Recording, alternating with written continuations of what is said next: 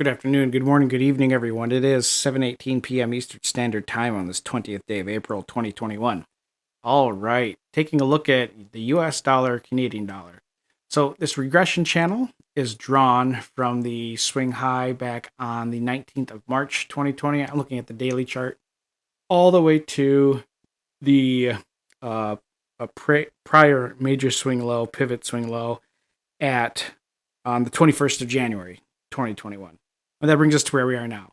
So we've got a clear major monster breakout on the daily chart for the Canadian dollar, US dollar, Canadian dollar, with high volume and just a really, really nice candle that is just kind of really annihilated not only yesterday's price action, but we see it really enveloping the last, how many trading days is this? Pretty much the last,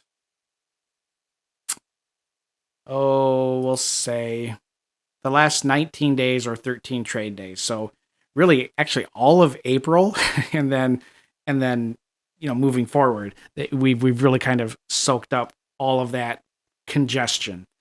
Beautiful bounces off these trend lines going into the cloud, not the best, but the volume here.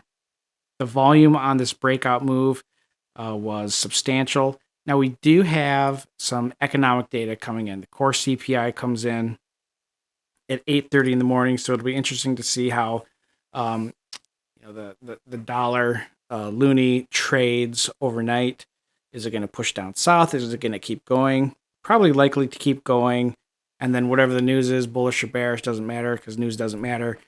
It'll sell off and then it'll just resume higher. But really nice, great move here on the US dollar, Canadian dollar. Dollar index in general doing pretty nice. But where are the projections at? So I've got a series of limit buys. I'm using a different broker right now. Total bragging rights. I've had a pretty good. This is all in Bitcoin. I'm not. We don't do like affiliate stuff here. I'm just like, I actually like this company, so I'm pretty pleased with how they work. But I'm doing a lot of like leveraged currency and foreign currency and index CFDs here. But so for the month of April, I mean, it's been a pretty nice drive up, 0.1346 Bitcoin in profit. I deposited 0.1 Bitcoin. But the US dollar, Canadian dollar trades looking pretty nice on the short term and on the long term. But projecting forward, the profit target, we go with the March 21 low there. I need to get the right tool there. There we go. And from this swing and then to the swing low over here, the 100% retracement at 127.55 makes sense, but really I like where that, we scroll all the way out here. I really like where that 200% extension at 130.46 is at, because it lines up terrific with the 50% Fibonacci retracement. And it's also just below this high volume node. So I think that's a very nice initial profit target zone to look at. But between where we're at now at 126.14 and then as we move higher to 127.40, it gets a little tougher because we get thick here. We get into it like a thicker volume profile up above.